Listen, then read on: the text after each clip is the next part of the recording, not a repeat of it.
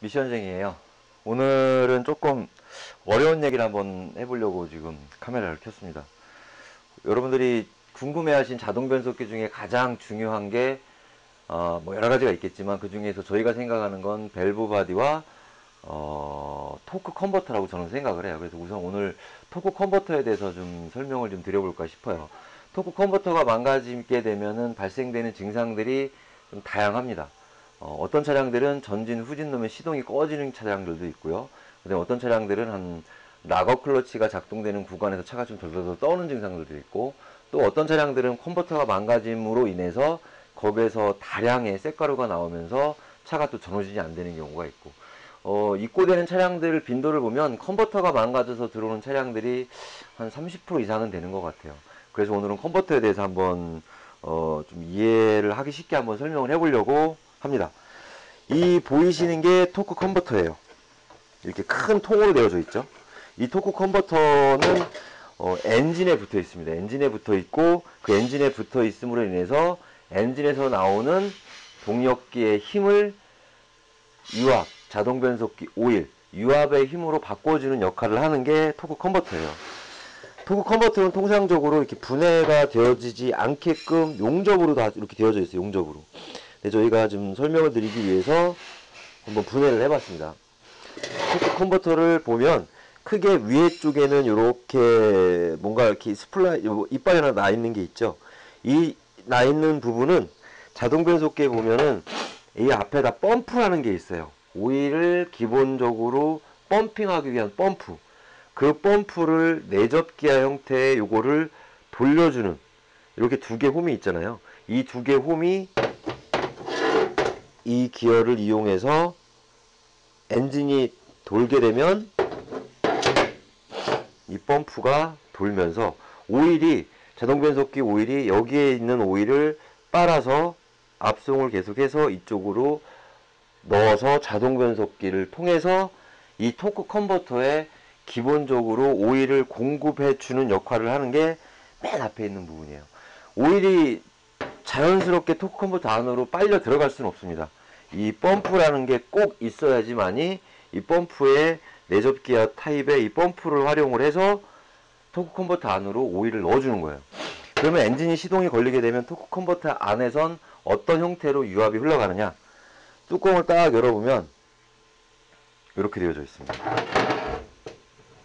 이 토크 컨버터를 분해하게 되면 이렇게 토크 컨버터 하우징과 붙어 있는 임펠러, 요 터빈이 있고요. 그 다음에 펌프라고 보통은 얘기를 해요. 얘는 펌프라고 얘기를 하는데, 이 펌프라는 건 이 미션 내부에 있는 펌프 말고 컨버터 내부에 있는 펌프, 그 다음에 스테이터, 그 다음에 터빈, 그리고 터빈 뒤에는 이렇게, 이건 약간 구형 모델이긴 한데 충격을 완충시켜주기 위한 이런 스프링들이 들어있고, 이 안에 바닥에 락업 클러치라고 하는 이런 답판 형태의 클러치가 장착이 되어져 있어요. 이렇게 분해를 하게 되면 많게는 6, 7가지 부품, 적게는 이렇게 5가지의 부품으로 분해가 됩니다. 이거를 간략하게 좀 설명을 해드리면 좀 복잡한데, 저는 이 부분만큼은 꼭 알고 가셨으면 싶어요. 자, 보시면 용접에 의해서 이 부분과 이 부분이 용접이 되어져 있죠. 그러면 이 아카바 쪽에 있는 이 부분은 엔진이 시동을 걸어서, 시동이 딱 걸리는 순간 얘는 무조건 돌게 됩니다. 무조건 이렇게 돌게 돼요. 돌면 이 펌프, 미션 내부에 있는 이 펌프에서 미션 오일을 압송을 해서 안으로 넣어서, 엔진이 돌면 얘가 돌기 때문에 자동 변속기 오일을 증폭시켜주는 펌핑 역할을 하는 거예요. 그래서 이제 펌프라고 또 표현을 하지만, 오일을 유체 클러치로 이제 증폭을 시켜주는 거죠. 증폭을 시켜주면 이 터빈 날개에 오일이 들어가게 됩니다. 어떤 원리냐면, 선풍기가 한쪽 선풍기는 전기가 들어가 있고 한쪽 선풍기는 전기가 안 들어가 있을 때, 전기가 들어가 있는 선풍기의 스위치를 켜게 되면 바람 때문에 자연적으로 반대편에 있는 선풍기가 돌겠죠. 그 원리예요. 엔진이 돌게 되면 이쪽은 외형으로 용접돼서 고정이 되어 있기 때문에 돌고, 이 부분은 용접이 되어져 있지가 않아요. 안에 따로 들어가 있습니다. 따로. 그래서 이 엔진이 돌면 얘가 돌리면서 이 터빈이 도는 거죠. 돌면 오일이 뿜어서 와서 얘를 돌리면서 다시 압송을 하는데, 그 압송하는 게 역할을 하는 게 이 스테이터라는 걸 가지고 하게 돼요. 이 스테이터라는 거는 오일을 단방향으로, 지금 보시게 되면 카메라에 담길지 모르겠는데 제 가운데 샤프트를 잡았습니다. 손으로. 반대쪽으로 이렇게 돌면 돌아요. 도는데, 이렇게 도는데 이 반대로는 안 돕니다. 단방향 클러치, 원웨이 클러치라고 해요. 이 원웨이 클러치가 고장이 나게 되면 어떤 증상이 생기냐면 차가 출력이 안 나와요. 출력이 안 나온다는 이유는 뭐냐면, 이 터빈으로서부터 받은, 그러니까 펌프에서부터 오일을 강제 시동해서 압송받는 오일 압력을 이 터빈이 다시 이 스테이터가 고정되어 있는 상태에서 오일을 압송을 해서 이 임펠러 사이로 밀어 넣어야 되는데, 그래야 오일이 증폭이 되거든요. 근데 얘가 따라 도는 거예요. 이렇게 그냥. 지금 단방향으로 이렇게 안 돌게 딱 고정이 되어 있어야 돼요. 이 안에 보시면 스플라인이 이렇게 있습니다. 요거는 자동 변속기 샤프트에 의해서, 자동 변속기 펌프에 의해서 고정이 되어져 있어요. 이쪽으로 잠깐 한번 와봐요.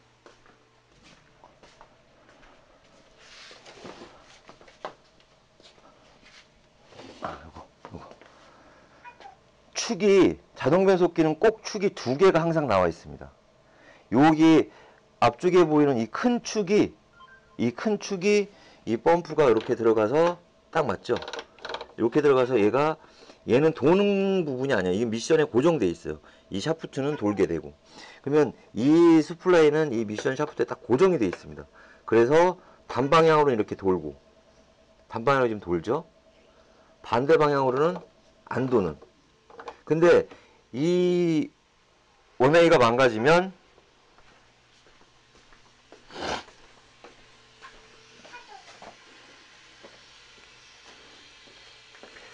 자, 이렇게 고정이 안 되고 얘가 망가지게 되면 그냥 헛돌겠죠. 그냥 돌아버려요. 돌면 유압이 컨버터를 통해서 변속기 안으로 증폭되어져 있는 유압이 가기가 힘들어요. 그래서 출력이 안 나와요. 컨버터가 망가졌을 때. 이 원웨이 스테이터라는 게 망가지게 되면 대표적인 증상이 차가 출력이 안 나옵니다. 뭐 저희가 스톨 테스트라든가 이런 걸 해봤을 때 출력이 안 나오는 차들의 옛날 모델이기도 한데, 아까 잠깐 보여드렸던 미션 안에 있는 이 펌프 스테이트를 잡고 있는 펌프 기아가 완전히 뭉그러지면서 없어지게 되면은 그런 증상이 생겨요. 그 없어지는 걸 또 한번 보시면, 이쪽으로 한번 와볼게요. 자, 여기 보이나요?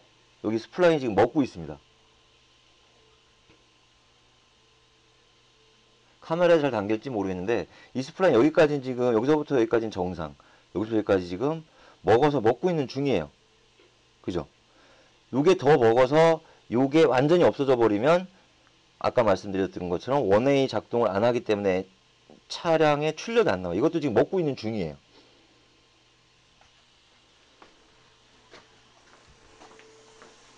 너도 몰랐지?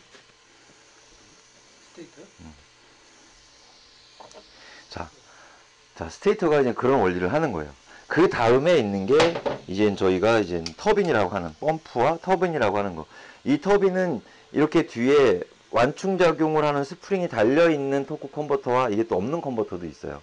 그런 것들은 마찰 개수 때문에 요즘 변속기들은 좀 개선이 돼서 이런 것들이 달려 나오진 않아요.